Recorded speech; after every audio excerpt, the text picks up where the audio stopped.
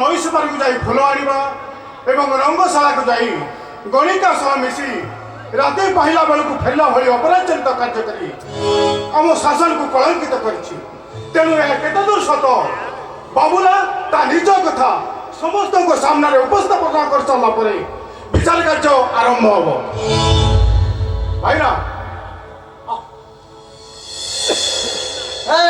ଟୋକା ହାତ ମୁହଁ ଟାଣ ଦେଖେଇ କଥାବାର୍ତ୍ତା କରୁଥିଲୁ କହ। ନଈ ସେପାରି କେତେ ଦିନ ହେଲାଣି ଯିବା ଆସିବା କରୁଛୁ? ଏଇ 15 ଦିନ ହବ। 15 ଦିନ କଣ ପାଇଁ ଯାଉ? ଫୁଲ ଆଣିବାକୁ। ଫୁଲ ତୁ କୋଉଠୁ ଆଣୁ? ସେପାରିରେ ଯୋଉ ବଡ କୋଠା ଘର ତା ଚାରିପଟେ ଗୋଟେ ବଡ ଫୁଲ ବଗିଚା ଅଛି। କେତେ ରଙ୍ଗ ବେରଙ୍ଗର ଫୁଲ ଫୁଟିଛି। ଫୁଲ ମୁଁ ଆଣିନି, ସେ ଘର ଭିତରୁ ଗୋଟେ ଝିଅ ଆସି ମତେ ଫୁଲ ଦିଏ। ମାନେ ତୁ ସେ ଝିଅକୁ ଛୁଇଁ ସବୁଥର ଫୁଲ ଆଣୁଥିଲୁ? ଆଣି ଦେବି ଗୋଟେ ଜାଣିଛୁ ନା, ମୁଁ ରବି ଦେଖାଉଛୁ ମୁଁ ରବି। ମୁଁ ଗୋଟେ କଥା ପଚାରୁଛି ଭାବି କିଣି ଚିନ୍ତା କରି କହିଲା ଛୁଇଁ କିଏ ଆଣିଛି? ଆଉ ଛୁଇଁ କିଏ ଆଣି ନାହିଁ ସେ ଝିଅ କଣ ଫୁଟବଲ ପଡ଼ିଆ ଫୋପାଡ଼ି ଦେଲା ଇଏ ନେଇ ଆଇଲା। ସେଥିପାଇଁ ଆମର କିଛି ଯାଏ ଆସେ ନାହିଁ। ଆମର ମେନ୍ କଥା ହେଲା ସେ ଫୁଲ ଆଣି କରେ କଣ? କଥା କଣ କି ବାବୁଲା ତ ଠାକୁର ପୂଜା କରେନି। ମୁଁ ତାକୁ କହିଥିଲି ଫୁଲ ଆଣିକି ତୋଳିକି ଦବା ପାଇଁ, କାହିଁକି ନା ଫୁଲ ଦିଟା ତୋଳିଲେ ତା ମନ ପରିବର୍ତ୍ତନ ହବ, ଠାକୁର ପୂଜାରେ ସେ ମନ ବଳେଇବ। ତାହେଲେ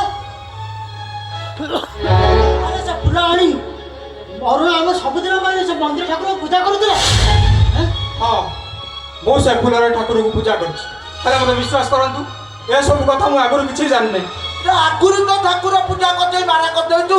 ଏବେ ନ କଲେ ଅଜଣା ଚାଉଳରେ ଭାତ ଖାଉଛୁ ରେ, ଅଜଣା ଚାଉଳରେ ଭାତ ଖାଉଛୁ। ଏଗୁଡ଼ା ଠାକୁର ମାରା ମନ୍ଦିର ମାରା। ଠାକୁର ମନ୍ଦିର ସବୁ ପ୍ରତିଷ୍ଠା କରିବାକୁ ପଡ଼ିବ।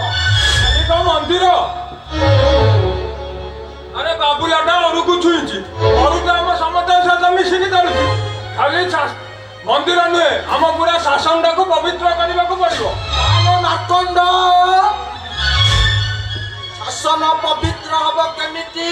କଣ ଗଡ଼ିଆ ପାଣିରେ? ନାଇଁ ମାର୍କଣ୍ଡ ନାଇଁ, 30 କିଲୋ ଖାଣ୍ଟି ଗୁଆ ଘିଅରେ ହୋମ ହବ। ଯୋଉ ଟଙ୍କା ଖର୍ଚ୍ଚ ହବ ତାକୁ ଦବ କିଏ? କିଏ ଦେବ କଣ? ଏଇ ମା ପୁଅ ଦେବେ। ଯଦି ମା ପୁଅ ନ ଦିଅନ୍ତି ଠାକୁରଙ୍କ ଜମିରେ ଯୋଉ ଧାନ ଚାଷ ହଉଛି ତାକୁ ବିକ୍ରି କରାଯିବ। ଆଉ ତମେ ମାନେ ପ୍ରଥମେ ଶାନ୍ତ ହୁଅ, ତା ସବୁ କଥା ଆଲୋଚନା ହେବାକୁ ଦିଅ, ତାପରେ ଟଙ୍କା କୋଉଠୁ ଆସିବ ସେ କଥା ଦିଅ ହବ। ଆଚ୍ଛା ଅରୁଣ, ବାବୁଲା ଆଗରୁ ଫୁଲ ଆଣି ପୂଜା କରେ ବୋଲି ତୁ କଣ ଏ କଥା ଜାଣିନଥିଲୁ? ପ୍ରଥମେ ଜାଣିନଥିଲି ଆଜ୍ଞା, ଏଇ 2 ଦିନ ହବ ଜାଣିବି। ଆଉ ଜାଣିଲା ପରେ ମତେ ବିଶ୍ୱାସ କରନ୍ତୁ ମୁଁ ସେ ଫୁଲକୁ ଠାକୁର ପୂଜାରେ ଲଗେଇନି। ଆଗରୁ ତ ଠାକୁର ପୂଜା ହେଇଯାଉଛନ୍ତି, ଏବେ ପୂଜା ନ କଲେ କଣ ହବ? ଅନ୍ତତଃ ପକ୍ଷେ ସେଇ କଥା ନା ତୁ ମତେ ଆଗରୁ ଜଣେଇବା ଉଚିତ ଥିଲା। ପ୍ରଥମେ ଅରୁଣକୁ ନିଆ ପାଇଁ ପସନ୍ଦ କରାଯାଉ, ତାରି ସାହସ ପାଇଁ ବାବୁଲା ଆଜି ଏତେ ବଡ଼ କାମ କରିଛି। ମୁଁ ମାନୁଛି ଏ କଥାଟା ଶାସନରେ ନ ଜଣେ ମୁଁ ବହୁତ ବଡ଼ ଭୁଲ କରିଦେଇଛି। ହେଲେ ମତେ ବିଶ୍ୱାସ କରନ୍ତୁ, ମୁଁ ଭାବିଥିଲି ବାବୁଲା ଆମ ନିୟମ କଥା ସବୁ ଜାଣି ଆଉ ସେପାରିରେ ପାଦ ଦବନି। ଦବନି ନୁହେଁ, ବେଳା ଯାଇ ମନ ବୁଝିଲାନି, ରାତିରେ ଗଲା।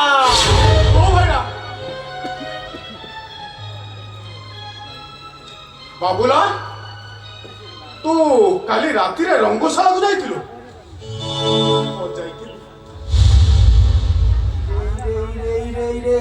ଏଟାର କାୟା ଅପବିତ୍ର ହେଇଯାଇଛି।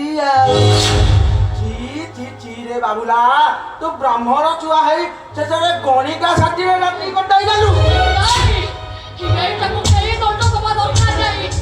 এইଟାକୁ ଦଣ୍ଡ ମୁଁ ଦେବି, ମାରିଦେବି ମୁଁ এইଟାକୁ। ଜୀବନରୁ এইଟାକୁ ମାରିଦେବି। ଯିଏ ମୋ କୂଳରେ କଳଙ୍କ ହେଲା ତାକୁ ମୁଁ ଜୀବନରୁ ମାରିଦେବି। କଣ କାହିଁକି ମୋ କୂଳରେ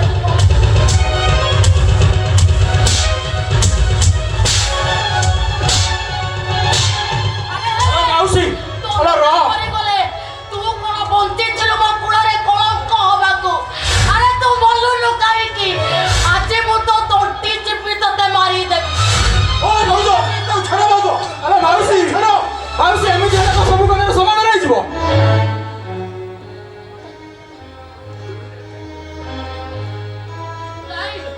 କିଛି ସମାଧାନ ହବନି।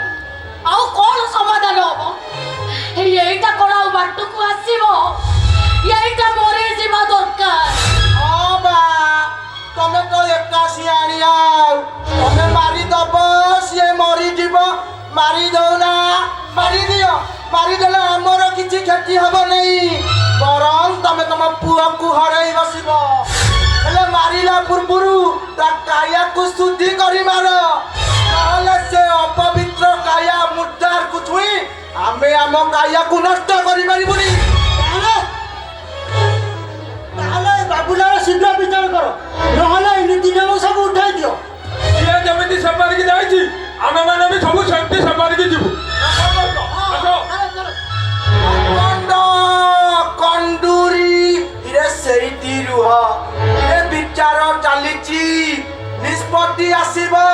ଆଉ ଦୋଷୀକୁ କଠୋରରୁ କଠୋର ଦଣ୍ଡ ଦିଆଯିବ। ହଉ ହେଲା। ଏଇ ଟୋକା ହେଇ ତୁ ସେ ରଙ୍ଗଶାଳା ଭିତରୁ କଣ ପାଇଁ ଯାଇଥିଲୁ ରେ? ସମସ୍ତେ କହିଲେ ସେ ଝିଅଟା ଗୋଟେ ନଷ୍ଟ ଚରିତ୍ରା, ଗଣିକା, ବେଶ୍ୟା। ବୁଝିପାରିଲିନି, ଜାଣିବାକୁ ଚାଲି ଯାଇଥିଲି।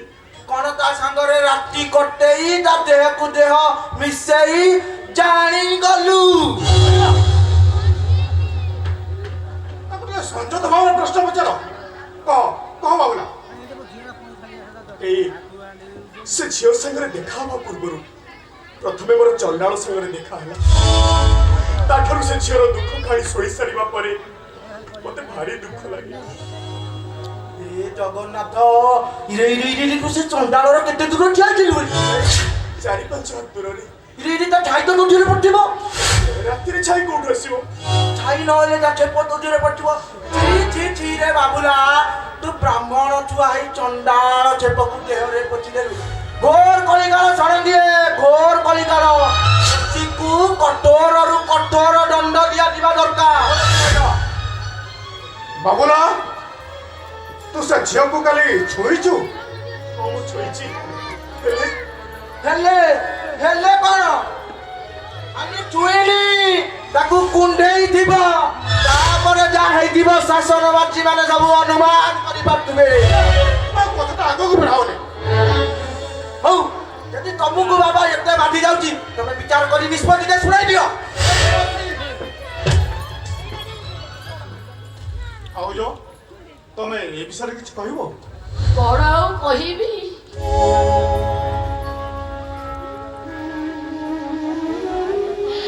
ବାପ ଝିଉଣ୍ଡ ଛୁଆଟା, କେତେ ଆଶା କରିଥିଲି ମୋ କୁଳର ମାନ ରଖିବ, ନୀତିକାନ୍ତି କରିବ। ସେତକ ବି କଲାନି। ମୋ ମୁହଁରେ ଉଠେ ଆହାର ଦବ। ତା ପାଇଁ ସିନା ମୋ ଛାତି ଫାଟି ଯାଉଛି, ହେଲେ ମୋ ପାଇଁ ତ ମନରେ ଟିକେ ବି ଦୁଃଖ ନାହିଁ। ସେ ଯୋଉ କର୍ମ କରିଛି, ତମେ ମାନେ ଯଦି ମୋରି ଆଖି ଆଗରେ ତା ବେକରେ ରସି ଲଗେଇ ଗଛରେ ଚୁନେଇବି, ତଥାପି ମୋ ପାଟି ଖୋଲିବନି। ତଥାପି ମୋ ବୁଢୀ ଲୋକଟା, ମତେ ଯଦି ନିଆଁ ପାଣି ବନ୍ଦ କରି ଦିଆଯାଏ, ଏ ଶାସନରେ ମୁଁ କଣ ଚଳେଇ ପାରିବି? ଯଦି ଟିକେ ଦଣ୍ଡ କୋହଳ କରିଦିଅନ୍ତେ, ଏ ଟୋକାଟାକୁ ମୁଁ ବୁଝେଇବାକୁ ଚେଷ୍ଟା କରନ୍ତି, ତେଣିକି ମୋ ପାଖରେ ଯାହା ଥିବ ସେଇଆ। ଯାଅ ତମେ କାନ୍ଦନି। ତୁମ ଆଖିରେ ଲୁହ ଦେଇ ଆମକୁ ବି ଶାନ୍ତି ମିଳିବନି। ହେଲେ ବାବୁଲା ଶାସନର ନୀତି ନିୟମକୁ ଅମାନ୍ୟ କରି ଯୋଉ ଅପରାଧ କରିଛି ତା ଅକ୍ଷମ ହେବ। କିନ୍ତୁ ବାବୁଲାର ନନା ଥିଲେ ଆମ ଶାସନ ମନ୍ଦିରର ପୂଜକ। ସିଏ ଚାଲିଗଲା ପରେ ବାବୁଲାକୁ ଦଣ୍ଡ ଦେଇ ତା ବେସାହାରା ମହାବଳରେ ଆମେ କଷ୍ଟ ଦେବାକୁ ଚାହୁଁନୁ। ତେଣୁ ତା ପ୍ରତି ଦଣ୍ଡ କୋହଳ କରି ମୁଁ ମୁଖିଆ ହିସାବରେ ଏହି ନିଷ୍ପତ୍ତି ନେଉଛି ଯେ ବାବୁଲା ପ୍ରାୟଶ୍ଚିତ କରିବ। ଗଙ୍ଗା ପାଣିରେ ସ୍ନାନ କରି ପଇତା ବଦଳାଇବ, ପଞ୍ଚକବ୍ୟ ପିଇ ନିର୍ମାଲ୍ୟ ପାଇବ, ଆଉ ଆମ ଶାସନର ଇଷ୍ଟ ଦେବ ଶ୍ରୀ ଜଗନ୍ନାଥଙ୍କ ପାଖରେ କ୍ଷମା ପ୍ରାର୍ଥନା କରିବ।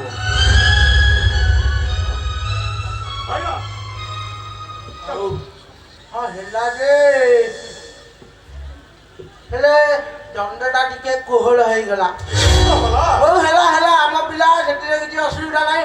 ହେଲେ ବାବୁଲାକୁ ତ ତା ମା ଛୁଇଁଛି, ତା ମା ଦେହରେ ବି ଚଣ୍ଡାଳ ଛୁଆ ଲାଗିଛି। ତା ମା କେମିତି ପବିତ୍ର ହବ ଆଉ ବାବୁଲା ଆଉ ମନ୍ଦିର କେମିତି ପ୍ରତିଷ୍ଠା ହବ ତାର ନିଷ୍ପତ୍ତିଟା ଶୁଣେଇ ଦିଅ। ଭାଉଜ ତମେ ଏଠୁ ଯାଇ ଟିକେ ଗାଧୁଆ ପାଧୁଆ ସାରି ନିର୍ମାଲ୍ୟ ପାଇଦବ। ଆଉ ମନ୍ଦିର ପ୍ରତିଷ୍ଠା ହୋମ କାର୍ଯ୍ୟରେ ଯାହା ଖର୍ଚ୍ଚ ହବ ତାକୁ ଆମ କୋଠ ଭରଣା କରିବ। ଚାଲ ଚାଲ ଚାଲ ଚାଲ।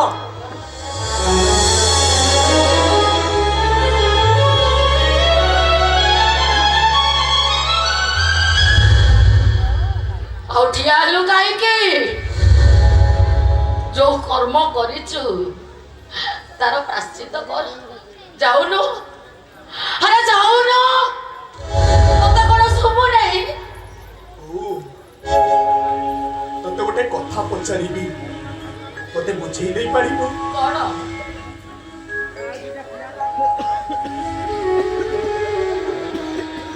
ଏ ଯୋଉ ଛୁଆ ଓ ଛୁଆ ଭେଦଭାବ ତାକୁ କିଏ ସୃଷ୍ଟି କରିଛି? କିଏ ଆଉ କରିବ? ଆମର ଏଇ ଶାସନ କରିଛି। ଆମ ଶାସନକୁ କିଏ ତିଆରି କରିଛି? ପୂର୍ବପୁରୁଷ ମାନେ କରିଛନ୍ତି।